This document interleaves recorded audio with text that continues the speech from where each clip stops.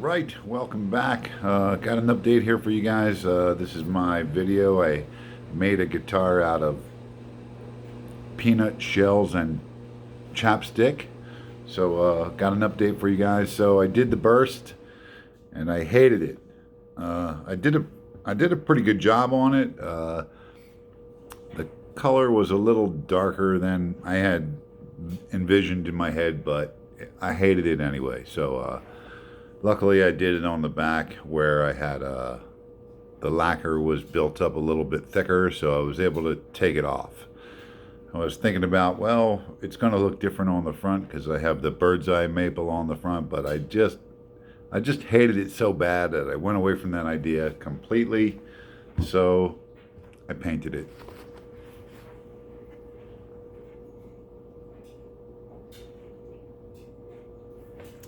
Also painted the neck. Very controversial decision because I lost all that detail right here that I talked about and talked about and talked about. But sometimes what I have in my head is not the same as, how it looks in reality. But I kind of like it.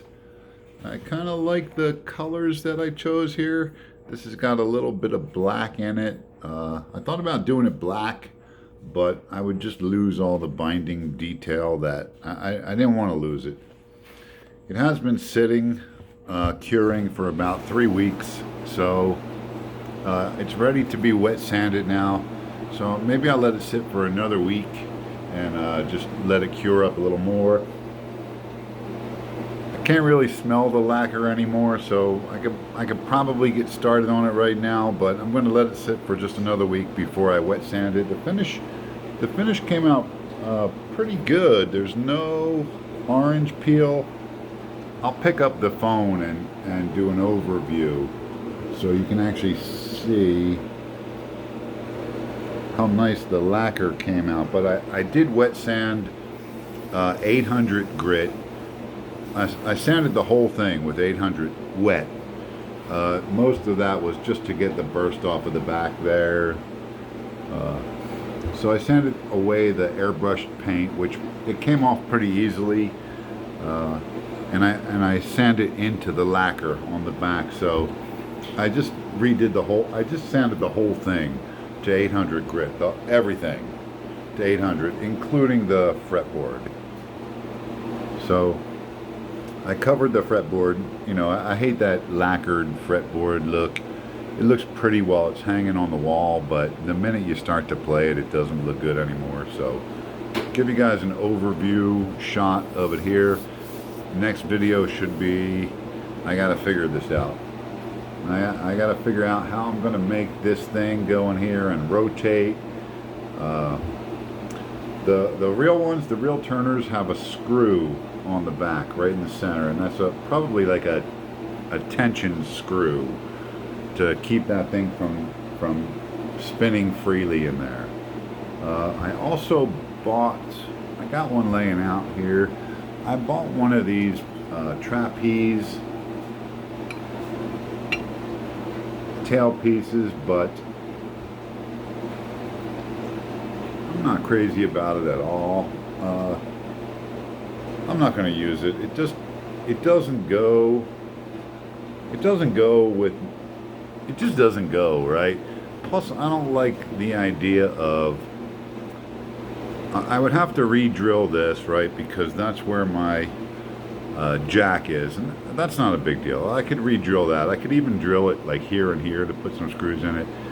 I just don't like the idea of this thing being pulled by the strings and all that pressure is being put right on that top corner there. This is not curved. Like, look, shouldn't that be curved to go on a curved body? So I'm not going to use that. So I bought another one of these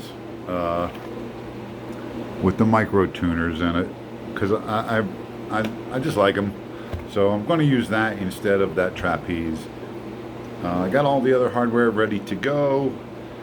Just going to let this cure up for another week before I still start drilling holes in the front of it and figuring out what I'm going to do here. So one more update, and then I'll get the sound test. The neck is, I'm not sure yet.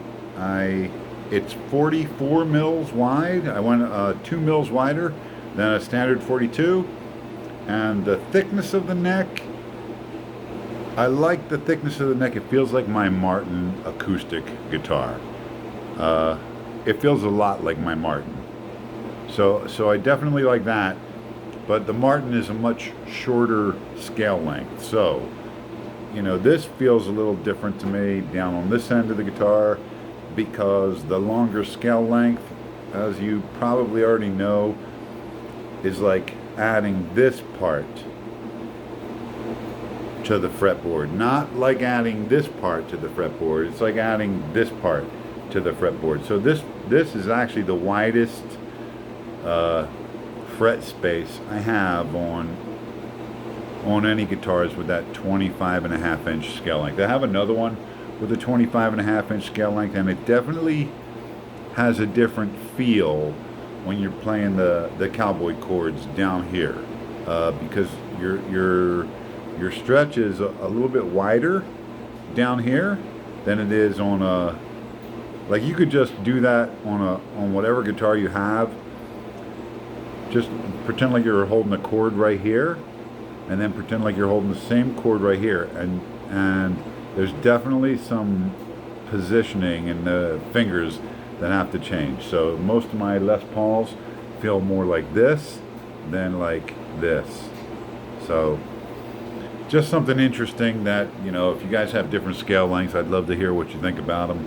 Do you prefer a smaller scale length or a longer scale length? But that's going to be the last finished video. I'm not going to spray it anymore. Next is going to be wet sand, polish, hardware, play. So thanks for watching, guys. Next one, as soon as I'm done with all it, I'll show it to you when it's all done, and maybe do a sound check on it, so you guys will get to check that out. So thanks for watching. Peace.